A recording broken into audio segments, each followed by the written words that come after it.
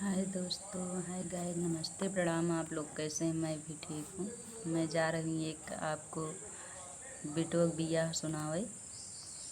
अच्छा लगे तो भर भर प्यार दुलार दी, आशीर्वाद दी।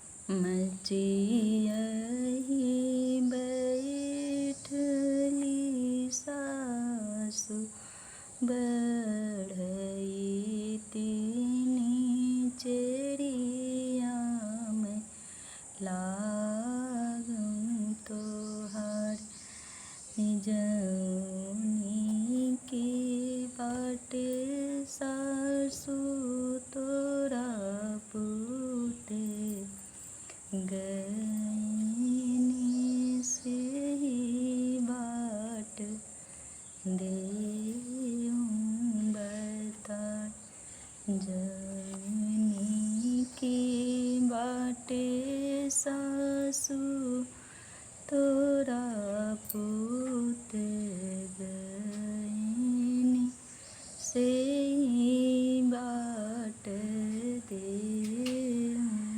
बता हतवा की लेऊं बहुतेल लपटनवा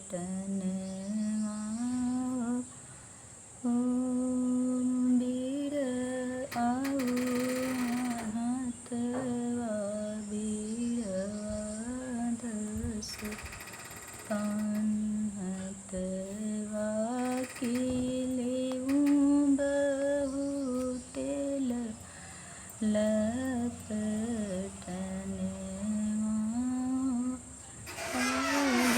बीरवा दस पान हेरत ढूंढत जाऊं ही मधुबनवा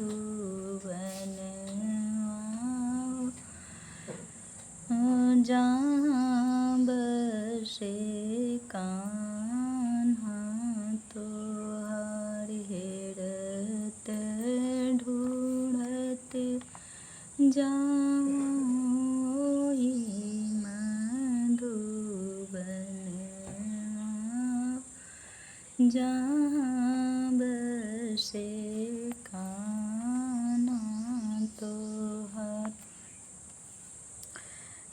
हथिया जवानी खैर कई खोटवा हो घोड़वा कदम कर डार हथिया जवानी खैर कई खोटवा हो हथिया कदम कर डारी अपना जसोई स्वामी मलिनी के कोरवा हो मलिनी जहाँ कई बयारी अपना जसोई स्वामी मलिनी के कोरवा हो मलिनी जहाँ कई बयारी कहूँ त मोरे स्वामी हथिया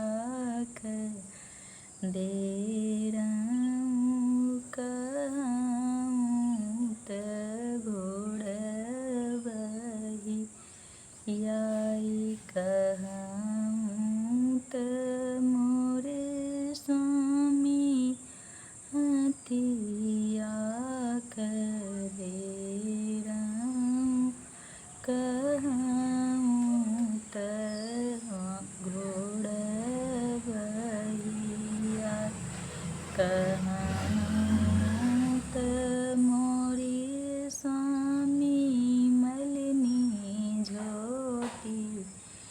आऊं कहूँ लवटी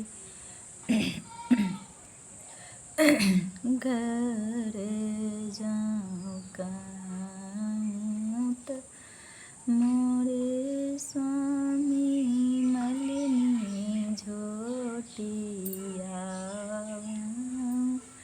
कहूँ लवटी घर जाऊँ। काहे के मोरी धनतिया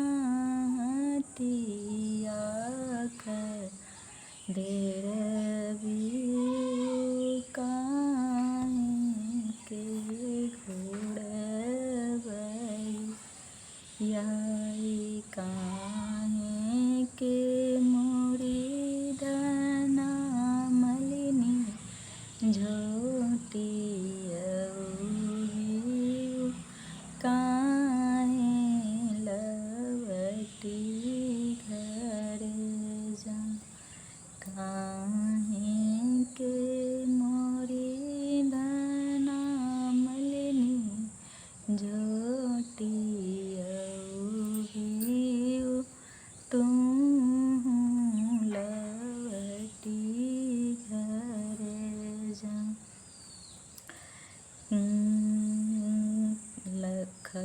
लखलवाई खलवा जायु मोरी धाना हो नीच ऊँचवा पर गजिनी देवबर पुरुष नजर जी निभाजियो सब बैरी हमारी ऊँचवा परग जिनी धरु मोरी धना हो पुरुष नजर जिनी भांजू ओही सब बैरी हमारी। ऊँचवा जवई मोरे स्वामी हो नीचवा परग नहीं दे। ऊँचवा में जावई मोरे स्वामी हो नीचवा परग नहीं दे। बर पुरुष मोरे भैया भतीजवा हो